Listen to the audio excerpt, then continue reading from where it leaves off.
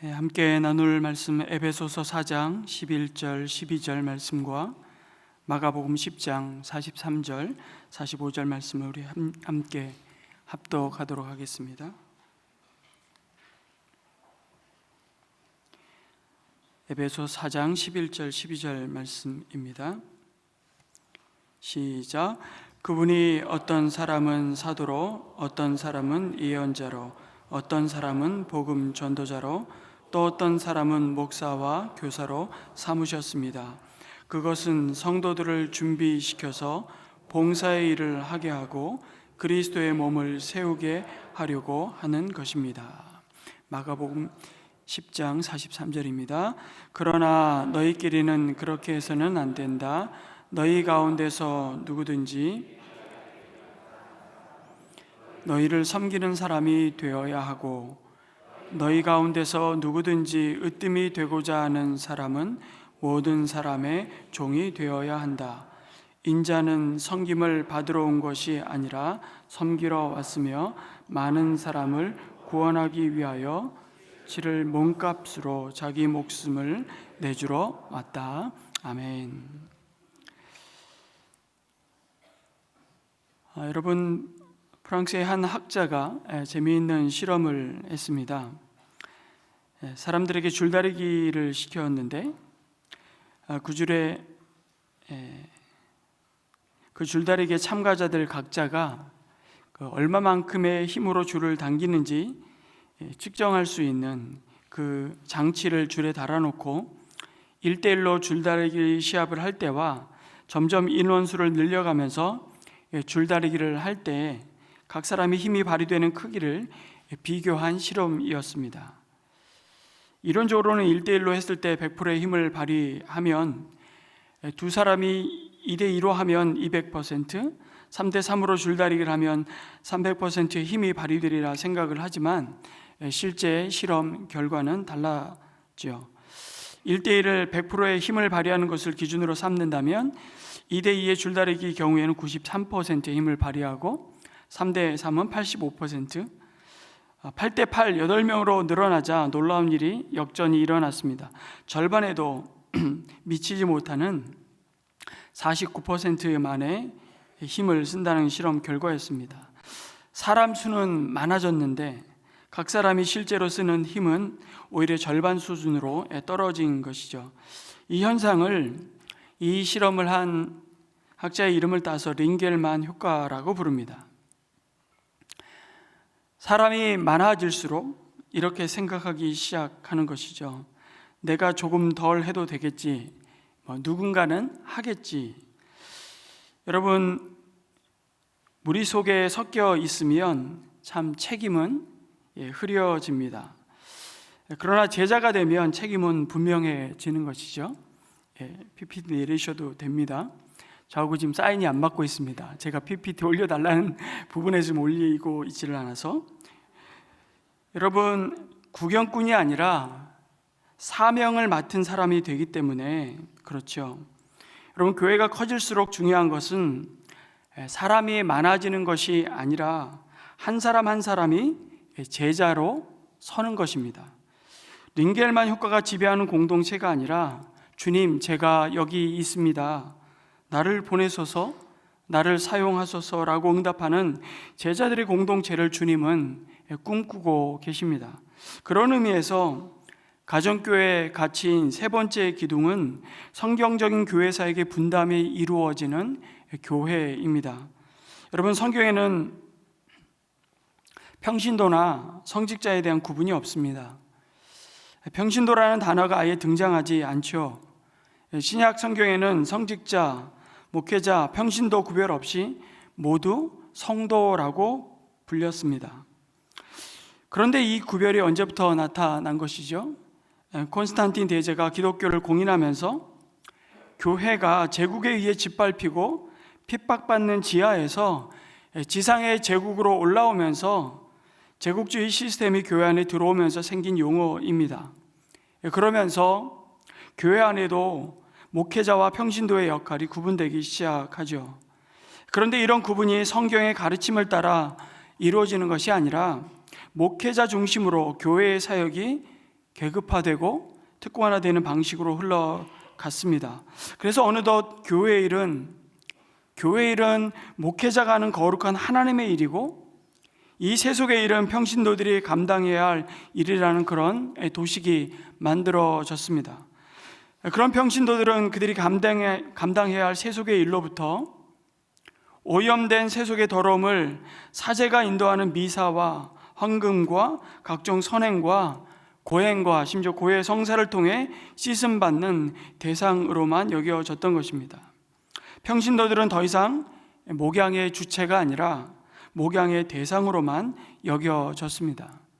그러나 신약 교회의 모습은 그렇지 않았다는 것을 성경은 우리에게 말씀해 주고 있습니다. 그것이 오늘 읽은 에베소서 4장 11절과 12절 말씀입니다. 다시 한번 우리 함께 읽어보겠습니다. 시작.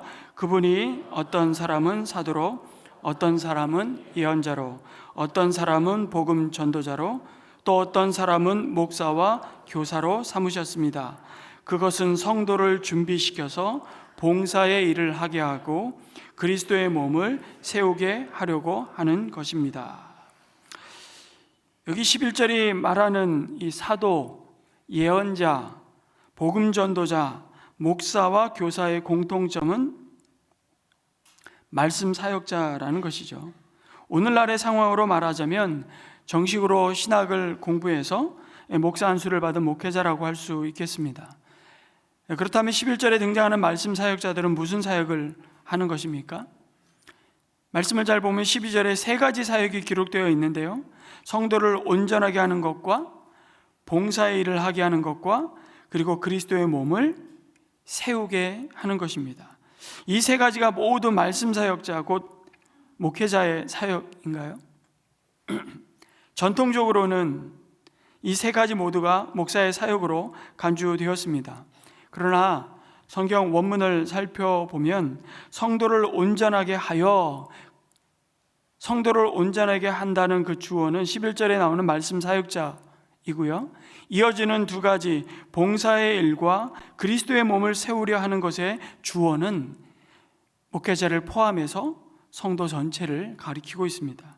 여기서 봉사라는 말은 헬라어의 집사와 어원이 같습니다. 그래서 킹 제임스 버전에서는 ministry로 번역되어 있습니다. 사역이죠. 우리 모두가 하나님의 부름받은 사역자라는 사실입니다. 목양하는 것이 성도의 몫이라는 말씀이죠. 다시 말하자면 목사는 성도들을 온전하게 해서 그들이 주님이 맡기신 목양의 사역을 하도록 그리스도의 몸인 교회를 세우도록 해야 한다는 의미입니다. 그런데 지금까지 교회는 목양의 일을 목회자가 하면서 성도의 몫인 교회를 세우는 일에서 성도들을 배제했던 것입니다. 성도 본연의 역할을 빼앗긴 성도들의 모습은 어떻게 되었습니까? 교회 생활이 자연히 자기는 소비자가 돼 버렸습니다. 그리고 그 다음에 신앙생활에서 즐거움이 사라진 것이죠. 여러분들 주위의 그리스도인들을 보면 교회 생활로 인해서 행복하다, 이런 얘기 정말 듣기가 쉽지 않습니다. 왜 그런가요? 예수님께서 원하시는 교회의 모습과 멀어져서 그렇습니다.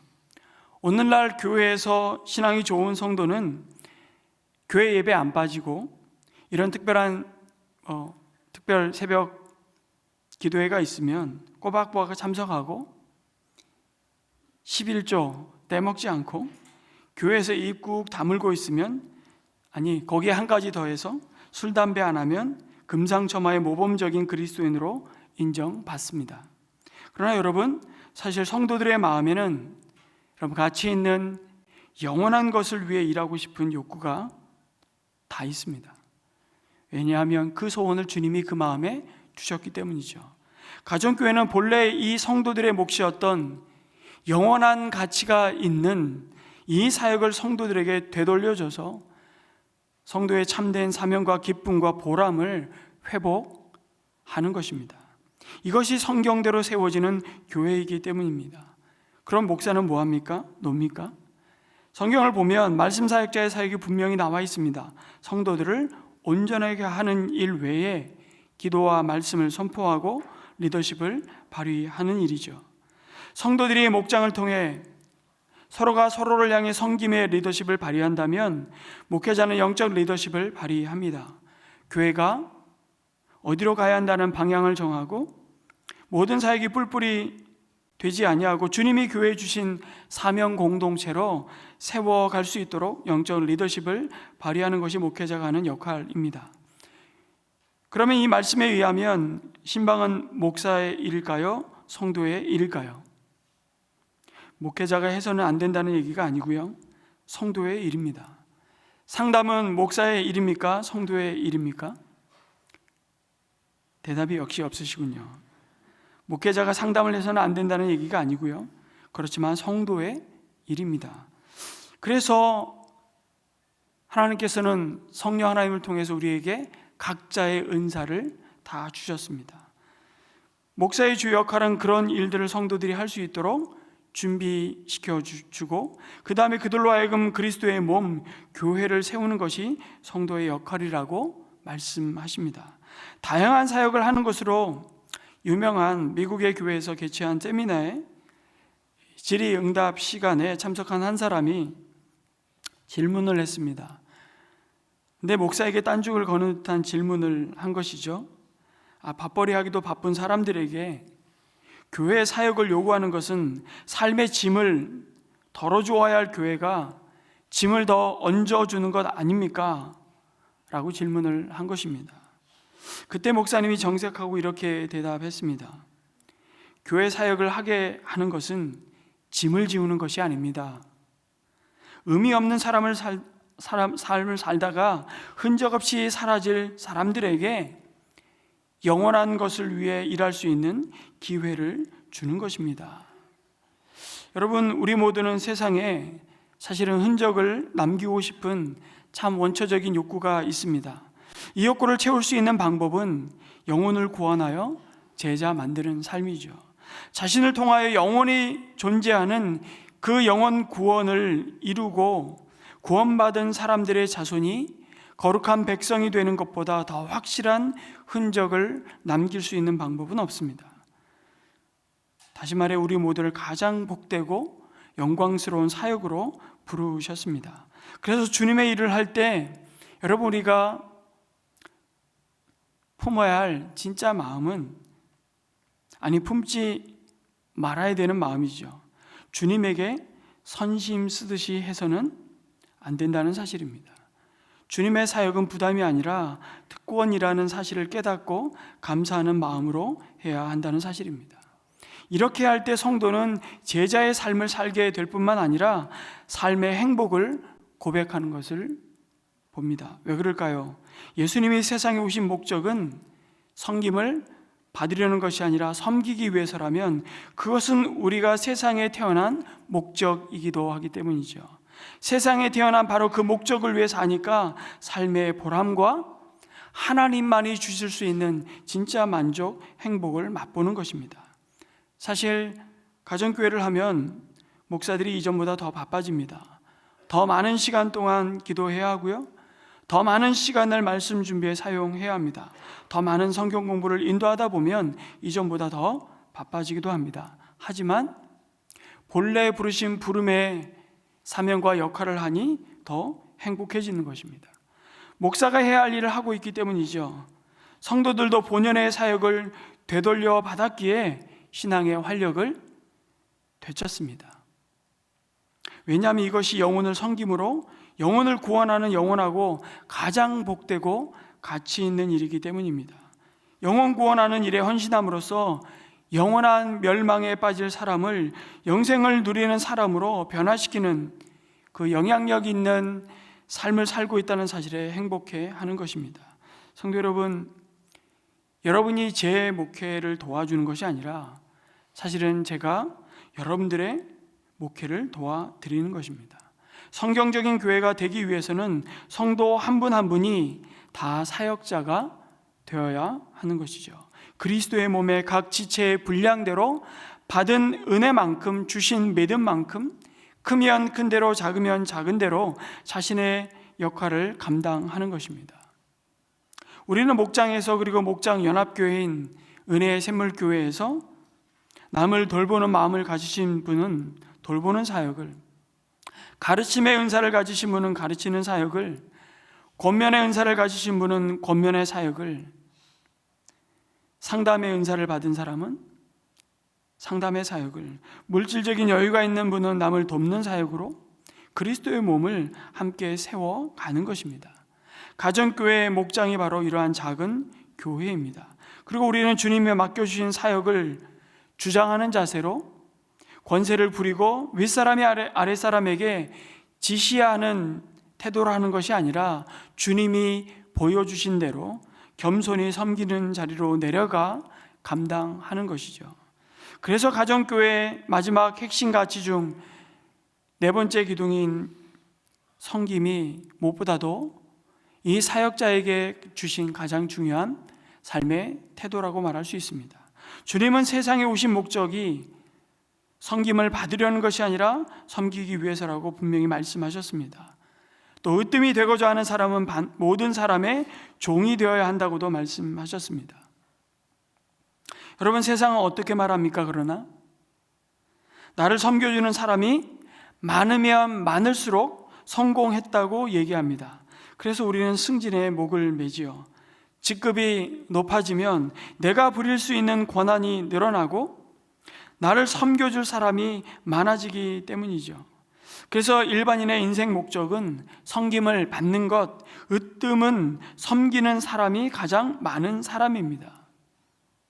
그러나 예수님은 인생의 목적을 180도 바꾸십니다. 하나님 나라 백성에게 섬김과 으뜸은 자신을 섬기는 사람이 가장 많은 것이 아니라 자신이 섬길 사람이 가장 많은 사람이라고 말씀하십니다. 요즘 교회가 복음의 능력을 잃어버리고 여러분 쇠잔해진 이유 중 하나는 바로 이 섬기는 리더 대신에 안타깝지만 다스리는 리더를 세웠기 때문입니다. 그래서 섬김의 리더십을 회복하는 것이 가정교회의 핵심 가치 중 하나입니다. 여러분, 이 섬김을 통해 이 섬김이 우리에게 영적 권위를 부여해 줍니다. 진짜 권위. 여러분, 덩치가 산만한 자녀가 몸집이 작은 엄마 앞에서 꼼짝을 못하는 이유가 뭐겠습니까? 사실은 엄마가 섬겨주기 때문이죠. 여러분, 영적 권위는 학교에서 사회적인 포지션과 능력에서 오는 것이 아니라 섬김과 헌신에서 나옵니다. 연령과 학력과 사회적 신분이 목장 식구보다 상대적으로 뒤지는 목자들이 여러분 사역을 잘 감당하는 이유는 섬김에 기초한 권위를 갖고 있기 때문입니다. 한 번은 최영기 목사님이 이런 글을 쓰셨습니다. 휴스턴 서울교회에 부임하시고 아주 전통적인 남침내교단의 교회를 처음 가정교회로 전환한 후에 이렇게 요청을 했답니다. 6개월 동안은 목자의 가정에서만 목장 모임을 가지라고 요구를 했답니다. 이유는 다른 것이 아니었습니다. 그 섬김을 통해 그 섬김을 보며 권위를 세우라는 뜻이었습니다. 이것이 하나님 나라의 권위며 질서이죠. 믿지 않는 분들 가운데 아주 가끔씩 목자의 섬김을 이용하는 사람들이 있습니다. 고약하지만 그래도 섬겨 주어야 합니다. 예수님께 관심을 갖게 하기 위해서는 섬김을 통해 그 예수님의 사랑을 맛보게 하고 감동을 주는 수밖에 없기 때문이죠. 또 예수님을 영접하고도 이기적인 어린아이의 모습에 머물러 있는 사람들이 있습니다. 그래도 섬겨 주어야 합니다. 한결같은 섬김이 서서히 변화의 의지를 심어주고요, 언젠가는 스스로 섬기는 사람으로 변하기 때문입니다. 그러나 우린 분별이 좀 필요합니다. 섬겨주는 대신에 도전해야 할 사람들이 있습니다. 교회 생활을 오래 한 성도들입니다. 어떤 교회가 가정교회로 전환할 때 이런 일이 있었다고 합니다. 직분까지 받은 성도가 목자로 섬기는 것을 거절하고 신앙 경력이 짧은 그들의 목자에게 목자는 섬기는 사람이라며 그러면 나를 잘 한번 섬겨봐 라고 했다는 것입니다. 여러분, 이 성도를 어찌해야 할까요? 뭘 어쩝니까?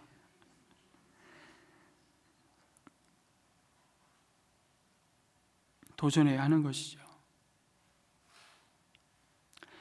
교회의 존재 목적이 영혼 구원하여 제자를 만드는 것이기에 교회에 오래 다닌 사람을 계속 일방적으로 섬겨주기만 하면 여러분 안타깝게도 그들은 영적인 어린이로 머물러 있게 됩니다. 결국 제자를 만드는 데 실패하고 있는 겁니다. 그래서 여러분 VIP와 구도자는 섬기고요, 기신자는 키워야 합니다.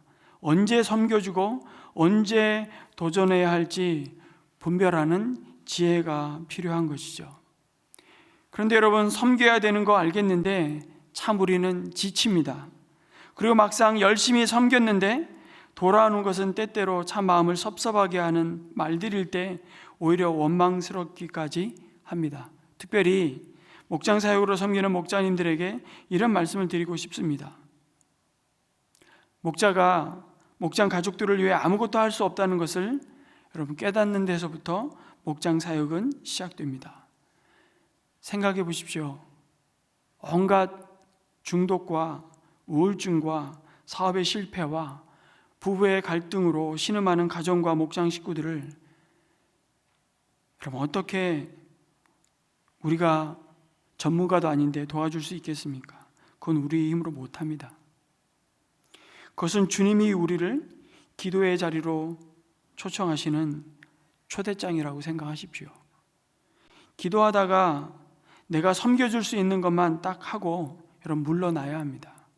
나는 해줄 수 있는 것이 없지만 모든 것을 해주실 수 있는 주님께 기도하고, 기도하다 보면 주님이 구체적으로 보여주시면 그것 도와주는 겁니다.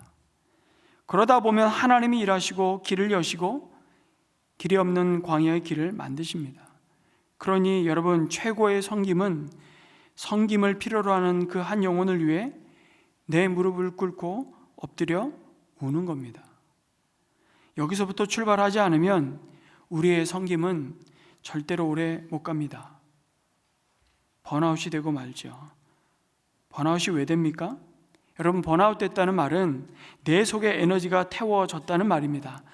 몽땅 그동안 나로 하여금 섬기며 사역하게 했던 그 에너지가 무슨 얘기입니까? 내 열정이었다는 말입니다. 그동안 나로 하여금 섬기며 사역하게 했던 그 에너지가 내 열심이었다는 말이죠. 우리의 섬김이 기도의 자리여야만 하는 이유는 하나님이 계속해서 공급해 주시는 그 은혜와 능력이 아니면 할 수 없기 때문입니다. 오늘날 새벽 기도에 여러분 평소보다 많은 분들이 앉아 계십니다. 근데 가끔씩 평소 일세에 어느 날 평소에 오시는 성도님들보다 많이 와서 앉아 계실 때가 있습니다. 목회자는 두 가지 상황에 놀랍니다. 새벽 기도에 나오시지 않으면 놀라고, 새벽 기도에 나오시지 않는데 갑자기 나오면 놀랍니다. 이건 진짜입니다. 무슨 일이 있으시구나. 근데 늘 새벽 기도에 여러분 와서 이 앞에 딱 서면요, 늘 앉아 계시는데 앉아 계세요. 그러니까 표가 확 납니다. 그냥 안 오시던 분이 오실 때 표가 확 난다고요. 그런 날이 있었습니다. 알고 보니 한 목장에서 새롭게 목장 식구가 된 젊은 부부의 소원을 두고 목장 가족이 전체가 새벽 기도에 나온 겁니다. 기도하기 위해서. 어떤 사연이었냐면 임신이 되지 않았고 오랫동안 자녀의 임신을 위해서 기도하며 여러 가지를 시도했겠죠. 고생했는데 하나님께 모건들이 금식하며 새벽 기도에 나와 기도한 것입니다. 감사하게도 그 기도 끝에 젊은 부부에게는 좋은 소식이 들려왔습니다. 이처럼 우리가 할 수 있는 최고의 섬김은 그 기도를 들으시는 하나님께 기도하는 것입니다. 그때 주님은 꺼져가는 등불을 끄지 아니하시고 상한 갈대를 꺾지 아니하시는 주님이심을 믿습니다. 기도 가운데 섬김을 요구하시면 순종하는 것입니다. 그 섬김을 통해 하나님의 손길이 있고 그 기도를 통해 우리는 목원들의 성공을 돕는 것입니다. 이번 세겹줄 기도의 엎드림을 통해 우리의 모든 문제를 뛰어넘어 여전히 일하시는 그 하나님을 새롭게 만나는 은혜의 자리가 되기를 축복합니다. 여러분, 헨리 나우엔의 이야기를 말씀을 드리면서 마무리하려고 합니다. 헨리 나우엔의 책을 참 많이 읽어보셨을 텐데요, 어려서부터 신동으로 불렸고요, 항상 정상의 자리에 있었습니다. 그는 하버드 대학의 교수가 되었고 그가 쓴 20여 권의 저서는 모두 베스트셀러가 되었습니다. 많은 사람들로부터 사랑을 받았죠. 그러던 어느 날 그는 많은 보수와 명예를 보장하는 하버드 대학의 교수직을 사임하고 정신지체화 보호시설인 데이브레이크의 직원으로 취업을 하게 됩니다. 그가 하는 일은 정신지체 아동들의 대소변을 받아내고 목욕시키는 일이었습니다. 사람들은 적지 않은 충격을 받으면서 그에게 물었습니다. 아니, 이렇게 능력 있는 교수님께서 왜 제자들을 가르치지 않고 엉뚱한 일을 하시냐고. 그때 헨리 나우엔은 빙그레 웃으면서 이렇게 말하는 것입니다. 나는 그동안 성공과 인기라는 이름 꼭대기를 향해 오르막길만 달려왔습니다. 그런데 어느 날 한 장애인을 만난 후에 내리막길을 통해 예수 그리스도를 만날 수 있다는 사실을 깨달았습니다 라고 고백하는 것입니다. 오르막에서 그 오르막을 향해 달려가는 그때는 나만 보일 뿐이었습니다. 성도 여러분, 우리 또한 그 섬김의 자리로 내려갈 때 새롭게 주님을 만나게 될 것입니다. 예수님께서 그토록 꿈꾸시던 바로 그 교회의 모습을 회복하게 될 줄 믿습니다. 그 소망을 품고 이 아침 우리가 이렇게 한번 기도했으면 좋겠습니다. 주님, 우리 한 사람 한 사람을 하나님의 선한 일에 사역자로 부르셨음을 믿고 구경꾼이 아니라 사역자로 교회를 세우는 기쁨을 누리는 자로 하나님 우리의 삶을 세워주옵소서. 모든 성도에게 주신 이 거룩한 특권임을 고백합니다. 목양과 봉사일을 감당하는 사역자로 서게 해주시고 소비자로 머물던 신앙에서 벗어나 영원한 가치가 있는 영혼구원 사역에 동참함으로써 주님이 주시는 참된 보람과 기쁨과 행복을 회복하게 해달라고 우리 기도했으면 좋겠고요. 또 하나는 높아지는 오르막이 아닌 섬김의 그 내리막에서 주님을 올 한 해 새롭게 만나게 하여 주시고 세상의 가치관인 다스리는 리더를 버리고 예수님이 보여주신 종의 마음으로 우리 목장 가족들과 VIP를 섬기게 하여 주옵소서. 내 열정과 내 에너지만으로 섬기다 지치지 않게 하여 주시고 가장 큰 섬김인 기도의 자리를 먼저 지키게 하여 주시고 내리막길인 길 같은 그 섬김의 현장에서 나를 비우고 주님을 깊이 만나는 그 영적인 권위와 은혜를 체험하게 해달라고 우리 함께 이 아침 먼저 이 기도로 하나님 앞에 우리 기도문을 열었으면 좋겠습니다. 함께 기도합니다.